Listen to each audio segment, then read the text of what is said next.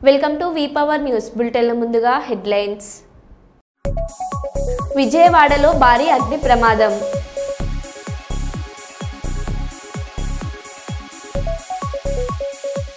Hyderabad శివార్లోని form హౌస్లో కోడి పందాలు, భారీ క్యాసినో పట్టివేత.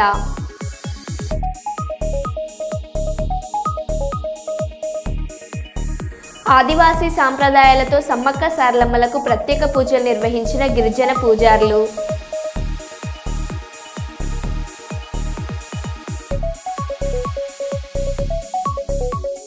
రేవంత్ రెడ్డి స్వంత నియోజకవర్గంలోనే ప్రజలు కాంగ్రెస్ పట్ల తీవ్ర వ్యతిరేకతతో ఉన్నారు. బీఆర్ఎస్ జిల్లా అధ్యక్షురాలు మాలోత్ కవిత. కోళ్లకు వైరస్ ఎఫెక్ట్, తెలంగాణ సరిహద్దులు అప్రమత్తం.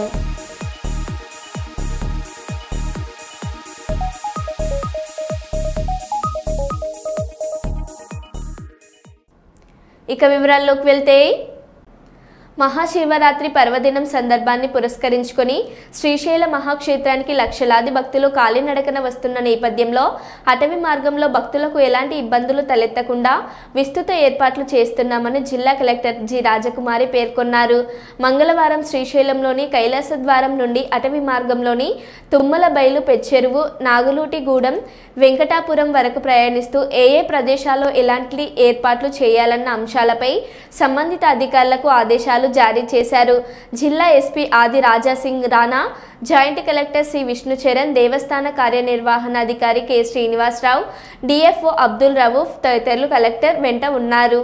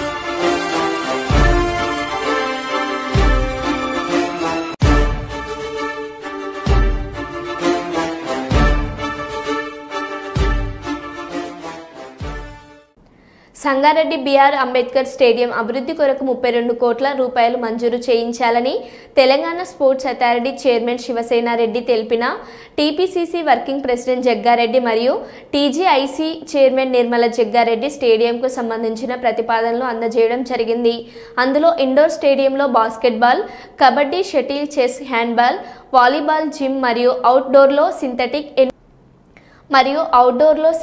800 metres running track, football, hockey, kho kho, box cricket అన్ని క్రీడలను అభివృద్ధి చేయటకు గాను సుమారు 32 కోట్ల రూపాయలు ఇవ్వాలని కోరారు.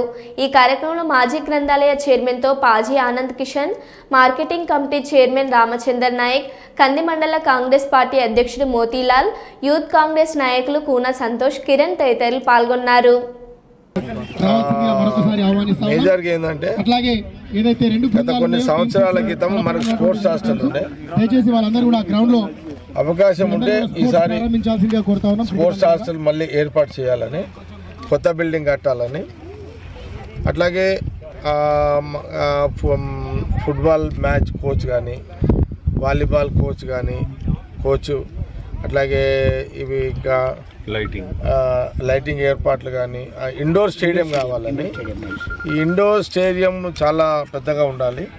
ఇండోర్ స్టేడియం కూడా ఏంటంటే ప్రధానంగా అందులో ఇండోర్ స్టేడియంలో badminton, volleyball and indoor stadium ఏమున్నాయి ఇంకా gym, volleyball, kabaddi, basketball, badminton, ఇవన్నీ కూడా షటిల్ కూడా ఇవన్నీ ఇండోర్ స్టేడియంలో ఉండాలి. మిగతా అన్ని క్రికెట్కి సంబంధించి కానీ ఫుట్బాల్కి సంబంధించిన కోచెస్ లేరు. అంటే ఇది జిల్లా హెడ్ క్వార్టర్ మనకు. ప్రధానంగా దాదాపు 5-6 కాన్స్టిట్యూన్సీలో కానీ చుట్టుపక్కల విలేజెస్ ఈ గేమ్లో ఇంట్రెస్ట్ ఉంటారు. ఇప్పుడు కూడా రెగ్యులర్గా ఆడుతుంటారు. కాబట్టి కొంత మనం దాదాపు అందుకే ఒక 32 కోట్లతో దీన్ని డెవలప్ చేయాలని మన వాళ్ళందరూ, నా సంతు కానీ, సేటు, మన కిరణ్, చాలా రోజుల నుంచి మనం ఇక్కడ. ఇంకోటి ఏంటంటే లోకల్గా డిమాండ్ స్టూడెంట్స్ వైపు నుండి, ఎంప్లాయీస్ వైపు నుండి ఎవరైతే స్పోర్ట్స్ మీద ఇంట్రెస్ట్ ఉంటుందో వాళ్ళందరూ ఇంట్రెస్ట్ ఉంది. మనం పోయిన గవర్నమెంట్లో 10 years ఏం చేయలేకపోయినాము. ఇప్పుడు మన కాంగ్రెస్ గవర్నమెంట్ ఉంది కాబట్టి దట్ శివసేన రెడ్డి ఇప్పుడు దాని చైర్మన్ ఉన్నావు కాబట్టి దీన్ని ఈరోజు ఇది ఒకటి కొంత పెట్టిస్తే బాగుంటుంది. అది రాజకీయాలకు దూరంగా ఉంటాను, నేను పూర్తి చేయలేనిది నా స్థానంలో పవన్ కళ్యాణ్ చేస్తున్నాడు. చిరంజీవి సంచలన ప్రకటన. ఈ మధ్య నేను వీళ్ళకి దగ్గరయ్యాను, పలానా పార్టీలో చేరుతానని అనుకుంటున్నారు, కానీ అలాంటిది ఏమీ లేదు. రాజకీయాల పరంగా నేను అనుకున్న లక్ష్యాలను, సేవాభావాలను పూర్తి చేయడానికి పవన్ కళ్యాణ్ ఉన్నాడు. అంటే ఈ జన్మంతా ఇంకా రాజకీయాలకి దూరంగా ఉంటూ, సినిమాలకి అతి దగ్గరగా ఉంటూ, హక్కును చేర్చుకుంటూ ఆ కళాన్ని తలుతూ ఉంటారు. అది అంటే చాలామందికి డౌట్లు వస్తున్నాయి, ఏంటి కొంచెం అటు వెళ్తాడా ఏంటి, వాళ్ళకి పెద్ద పెద్ద వాళ్ళందరికీ దగ్గర అవుతున్నాడు, వాళ్ళందరూ దగ్గర చేసుకుని ప్రయత్నం చేస్తున్నారంటే కాదు, మరో రకంగా సేవలు అందివ్వడం కోసంగా చేయడమే తప్ప అంతకు మించి పొలిటికల్గా వెళ్ళటం అనేది లేదు. ఆ డౌట్ పెట్టుకోవద్దు my dear friends, media friends. లేదు, పొలిటికల్గా వద్దు. పొలిటికల్గా ముందుకు వెళ్ళటానికి నేను అనుకున్న లక్ష్యాల్ని, నేను అనుకున్న సేవాభావాల్ని, ఆ సేవల్ని చేయడం కోసంగా పవన్ కళ్యాణ్ ఉన్నాడు, ముందుకు వెళ్తున్నాడు. విద్యాబుద్ధులు చెప్పే ఉపాధ్యాయుడి వద్ద లంచం డిమాండ్ చేసి అడ్డంగా బుక్ అయింది ఓ మహిళా ఉద్యోగిని. చిలకలూరిపేట మండల విద్యాశాఖ అధికారిగా పనిచేస్తున్న లక్ష్మీబాయి 30,000 లంచం డిమాండ్ చేసి ఏసీబీ అధికారులకు రెడ్ హ్యాండెడ్గా దొరికిపోయింది. పదవి విరమణ చేసిన ఉపాధ్యాయుడు చెల్ల శ్రీనివాసరావు పీఎఫ్ ఫైల్ ట్రెజరీకి పంపడానికి 30,000 లంచం ఇవ్వాలని డిమాండ్ చేశారు. ఎంఈఓ లక్ష్మీబాయి దీంతో తీవ్ర ఆవేదన చెంది శ్రీనివాసరావు ఏసీబీ అధికారులను సంప్రదించారు. మధ్యవర్తిగా మాజేటి శ్రీనివాసరావు అనే వ్యక్తి చేత డబ్బులు డిమాండ్ చేసిన ఎంఈఓ లక్ష్మిని మాజేటి శ్రీనివాసరావు అనే వ్యక్తిని లంచం డబ్బులు తీసుకుంటుండగా రెడ్ హ్యాండెడ్గా పట్టుకున్నారు ఏసీబీ అధికారులు.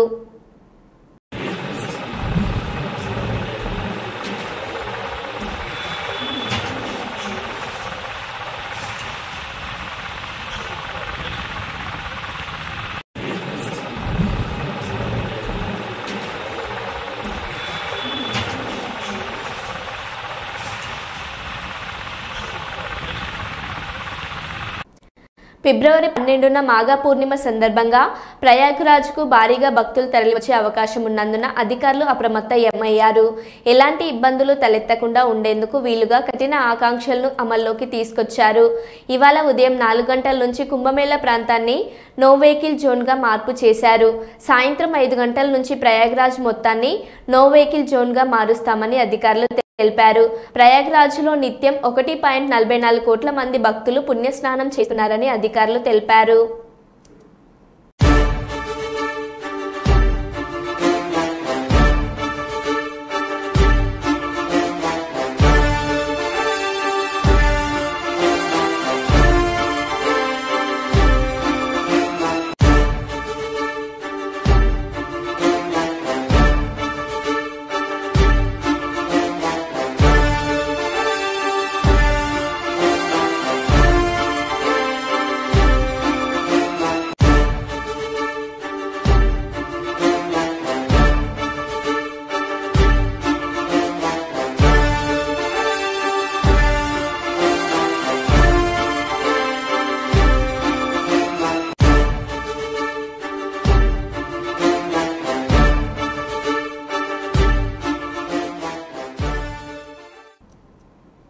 విజయవాడలో భారీ అగ్ని ప్రమాదం. విద్యాధర్మపురం ఆర్టీసీ డిపో పక్కనే కాశ్మీర్ జలకన్య ఎగ్జిబిషన్లో ఒక్కసారిగా ఎగిసిపడిన మంటలు.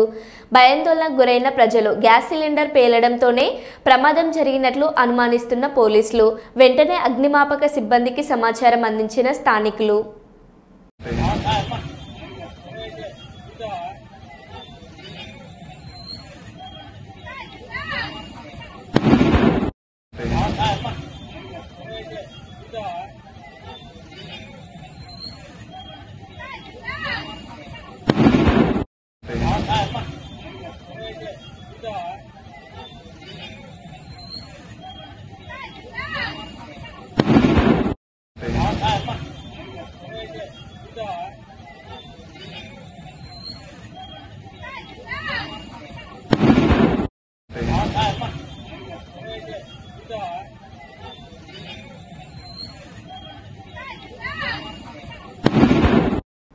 చిలుకూరు బాలాజీ ప్రధాన అర్చకులు రంగరాజన్పై జరిగిన దాడిని ఖండించిన జగిత్యాల జిల్లాలోని ప్రముఖ పుణ్యక్షేత్రం కొండగట్టు దేవాలయ అర్చక బృందం అట్టి దాడిని ఖండిస్తూ రంగరాజన్కు పూర్తి మద్దతు తెలుపుతున్న కొండగట్టు ఆలయ అర్చక బృందం.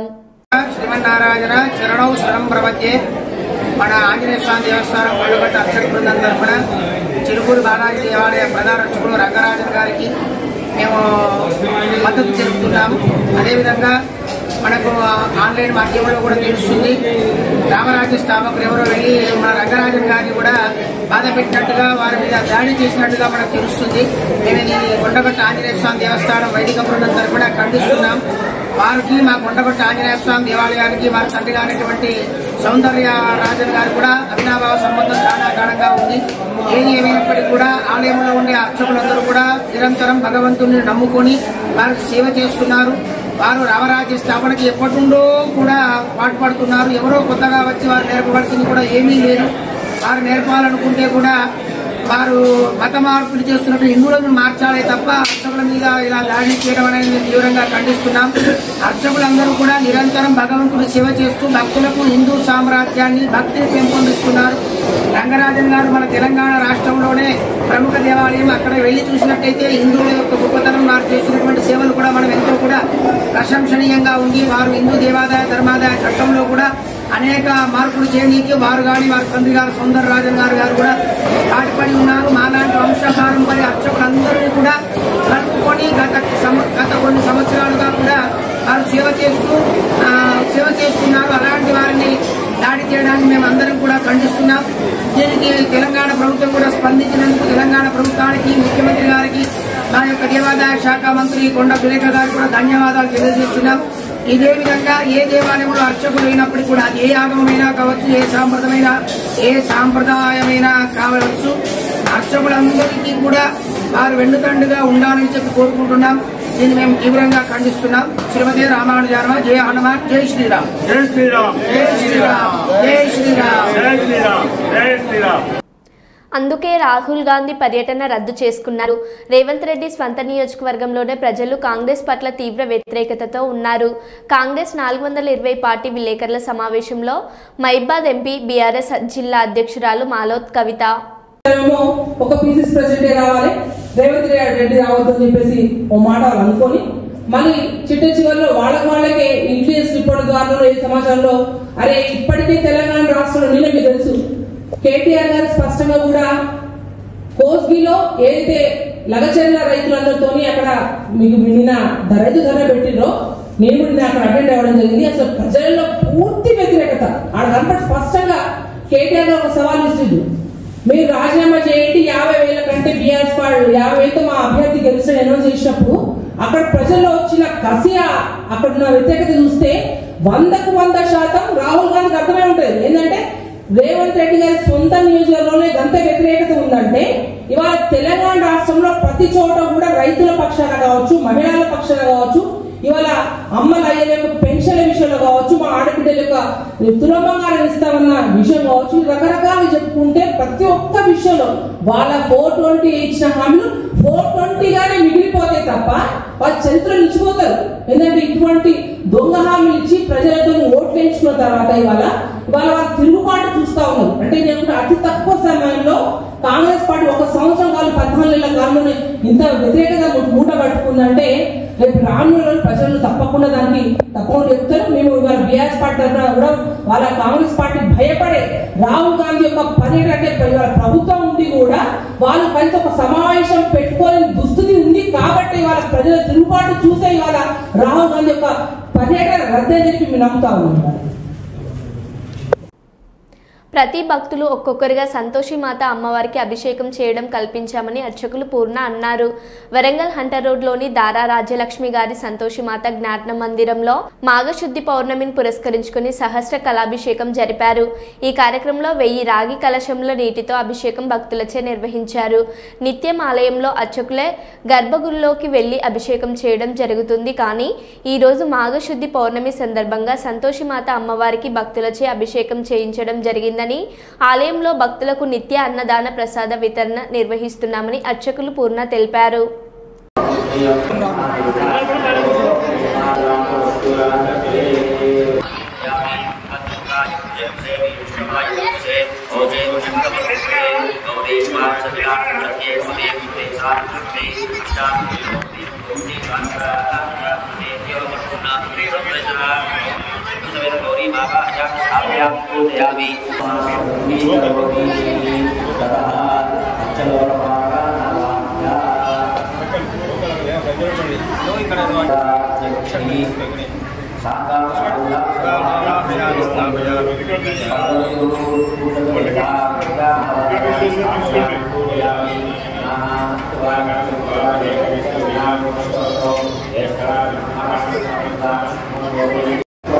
ఈరోజు మాఘశుద్ధ పౌర్ణమి హంటర్ రోడ్లో శ్రీ సంతోషి మాత జ్ఞాన మందిరం నందు ఈరోజు వైశాఖ శుద్ధ పౌర్ణమి సందర్భంగా శ్రీమతి దారా రాజలక్ష్మి అమ్మగారు ఏర్పాటు చేసినటువంటి సహస్ర కలశాభిషేకం అంటే 1000 రాగి చెంబులతో అమ్మవారికి ప్రతి ఒక్క భక్తులచే గర్భగుడిలోకి వెళ్ళి ప్రతి ఒక్క భక్తులు ఆ యొక్క చెంబులతో అమ్మవారికి అభిషేకం చేసే అవకాశం ఈరోజు ఉదయం 5 గంటల నుండి ఆ చెంబులో నీళ్లు పోయడం, అందులో పూలు అన్నీ వేయడం, తమలపాకులు, ఇప్పుడు పూజా కార్యక్రమం దగ్గర పడ్డది.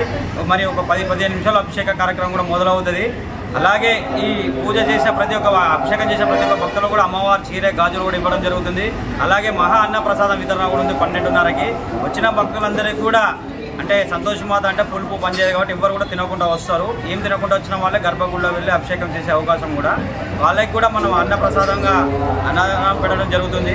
వాళ్ళ భక్తులందరూ కూడా అధిక సంఖ్యలో పాల్గొని అమ్మవారి యొక్క దీవెనలు పొంది అమ్మవారి ప్రతి ఒక్క భక్తులకి ఇది ఒక సువర్ణ అవకాశం ఏంటంటే సంవత్సరానికి ఒకటే రోజు. ఇప్పుడు మామూలుగా మేము ప్రతిరోజు వెళ్తాం అభిషేకం చేస్తాం, కానీ ప్రతి ఒక్క భక్తులు కూడా గర్భాలలోకి వెళ్ళడం అనేది చాలా అదృష్టంగా భావించాలి. అది ఈరోజు ఒక్క రోజు కావున భక్తులందరూ కూడా వచ్చి అధిక సంఖ్యలో పాల్గొని అమ్మవారి ఈ అభిషేకం చేసి అమ్మవారి కృపకు పాత్రలు కావాలని కోరుకుంటున్నాను. మేడారం జాతరకు అన్ని విధాలుగా భక్తులకు ఏర్పాట్లు చేశామని, ఎలాంటి అసౌకర్యాలు లేకుండా ముందస్తుగా అన్ని చర్యలు తీసుకున్నామని, రోడ్లు, కరెంటు, త్రాగునీరు, మరుగుదొడ్లు, విశ్రాంతి తీసుకోవడానికి షెల్టర్స్, ట్రాఫిక్ జామ్ కాకుండా పోలీస్ శాఖ వారు కూడా పెద్ద ఎత్తున ఉన్నారని, అన్ని విభాగాలకు చెందిన అధికారులు మేడారం జాతరలో అన్ని విధాలుగా సహాయాలు అందజేస్తారని వారు అన్నారు.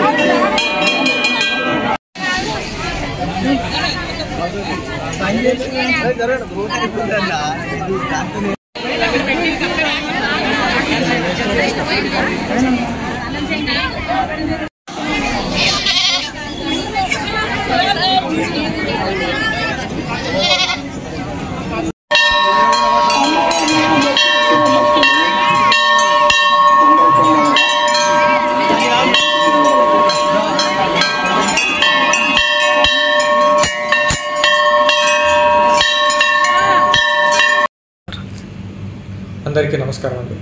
రేపటి నుంచి మనకి మినీ మేడారం జాతర అనేది స్టార్ట్ అవుతుంది. దీనికోసం మనము ప్రత్యేక ఏర్పాట్లని చేయడం జరిగింది.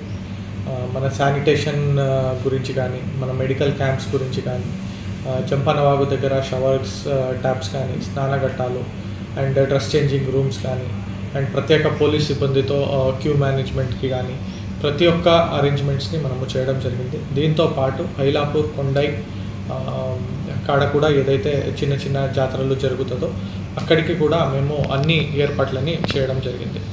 ఈ జాతరకి రావడానికి, భక్తులకి ఉపయోగం అవ్వడానికి టీఎస్ఆర్టీసీ నుంచి కూడా మనం ప్రత్యేక బస్సు సేవలని కూడా నడుపుతున్నాము. చిన్నబోయినపల్లి కొండాయి వరకు ఒక రూటు అండ్ తాడవాయి ఊరట్టం కొండాయి వరకు ఒక రూటు ఇట్లా నడుపుతున్నాము. అందరూ భక్తులు ఈ అవకాశాన్ని సదుపయోగం చేసుకోవాలని మేము కోరుకుంటున్నాము.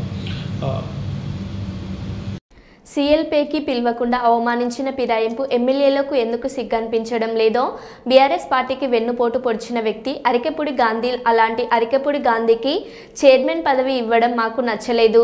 ఆ కుర్చీకి అర్హులు మాజీ మంత్రి హరీష్ రావు మాత్రమే. పబ్లిక్ అకౌంట్స్ సమావేశం నుంచి వాకౌట్ చేసిన తర్వాత బీఆర్ఎస్ ఎల్ఫీ కార్యాలయంలో బీఆర్ఎస్ సభ్యులు, మాజీ మంత్రి, శాసన మండలిలో బీఆర్ఎస్ పార్టీ వీప్ సత్యవతి రాథోడ్ దాన్ని మొదటి నుంచి వ్యతిరేకించాం. ఈరోజు కూడా అదే నిర్ణయానికి మేము కట్టుబడి ఉన్నాం. పోయిన సమావేశంలోనే మా గౌరవ సభ్యులు ప్రశాంత్ రెడ్డి గారు, రమణ గారు, కమలాకర్ గారు మేమందరం కూడా చెప్పాం, ఇది పార్లమెంట్ అసెంబ్లీ సాంప్రదాయాలకు విరుద్ధంగా మీరు ఈ పని చేశారు, ఇది సరి అయింది కాదు. ఆయన అసలు బీఆర్ఎస్ పార్టీయా కాంగ్రెసా? కాంగ్రెస్ పార్టీ అయితే బీఆర్ఎస్ పార్టీకి ఎందుకు ఇవ్వలేదు? బీఆర్ఎస్ పార్టీకి ఇచ్చి ఉంటే కేసీఆర్ గారి ఆలోచన మేరకు వారిచ్చిన పేరుని ప్రకటించాల్సిన మీరు మా పార్టీ ఎవరిని ఇవ్వాలనేది కూడా నిర్ణయించడానికి మీకు హక్కు లేదు, కాబట్టి ఇది సరి అయింది కాదు అని చెప్పాం. ఇవాళ ఎంత దిగజారుడు తనమంటే బీఆర్ఎస్ పార్టీ చేస్తున్న మరి ప్రయత్నం, ఇవాళ న్యాయస్థానం కూడా వారి మీద మొట్టికాయలు వేస్తుంది. ఎన్ని రోజుల్లో నిర్ణయాన్ని ప్రకటిస్తారని చెప్పి అడుగుతున్న క్రమంలో మొన్న సిఎల్పికి కూడా వాళ్ళని ఆహ్వానించకుండా అవమానం చేసినా సిగ్గు లేకుండా వాళ్ళు పార్టీ మారి మరి నిజంగా పార్టీకి ద్రోహం చేసిన వాళ్ళు ఈ విధంగా కొనసాగటం అనైతికం.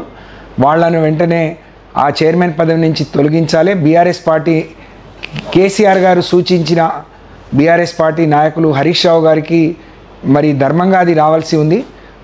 నామినేషన్ వేయని గాంధీని వేశారు, కానీ నామినేషన్ వేసిన హరీష్ రావు గారిని ఎందుకు తిరస్కరించారో చెప్పలేదు. కాబట్టి మరి ఈ విషయాన్ని ఆఖరి వరకు కూడా మేము ఇదే పోరాటం కొనసాగిస్తాం. మీ నిర్ణయం మార్చుకోమని చెప్పి మేము డిమాండ్ చేస్తూ ఉన్నాం.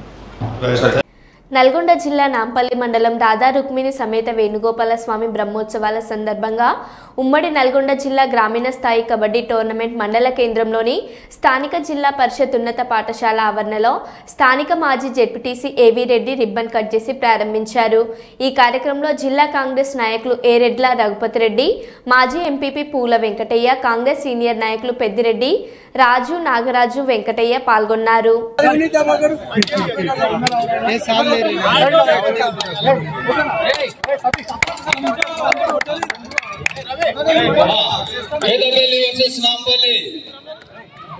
ఇనాగ్రేషన్ మ్యాచ్ జయపోలన్న మీరు కూడా ఇక్కడ వచ్చి కొబ్బరికాయ కొట్టాల్సిందిగా కోరుతున్నాం. పిల్లలు సౌండ్. ఈ కార్యక్రమానికి విచ్చేసినటువంటి క్రీడాకారులకు, క్రీడాభిమానులకు,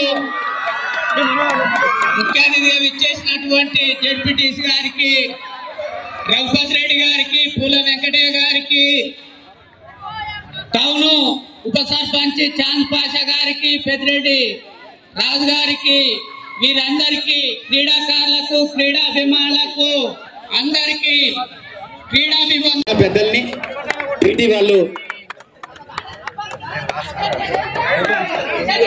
అడ్వకేట్ గారు, కిషన్ గారు, అదేవిధంగా మాజీ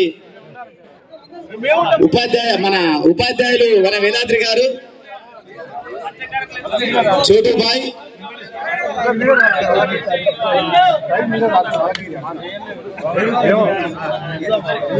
పానగండి వెంకటయ్య గారు, అలో ఇవాళందరికీ టౌన్ అధ్యక్షుడు ప్రత్యేక ధన్యవాదాలు అధ్యక్షుని గారికి. ఆయన రైట్. ఓహో ఆయన పిల్లలే మొత్తుకోరు రాజరా కలర్ చేయరు నాయన పాయింట్ తెస్తుంటే ఉంది ఓ దొక్కిండు పేద దొక్కిండు పూతపేట దొక్కిండు ఓకే ఓకే రాజన్న గారు వెళ్ళాలి టైగర్ రాజన్న గారు పెద్ద రాజన్న గారు వెళ్తున్నారు కూతకు ఇప్పుడు 4 పాయింట్లు తెస్తాడు అమ్మటే వెళ్ళాలి లోపలికి వెళ్ళాలి అన్న మంచి కబడ్డీ ప్లేయరు గతం ఫుట్బాల్ లో రాష్ట్ర స్థాయిలో వివిధ రాష్ట్రాల్లో ప్రైజులు తెచ్చినటువంటి మీకు మరో బులెటిన్లో మళ్ళీ కలుద్దాం. Stay tune.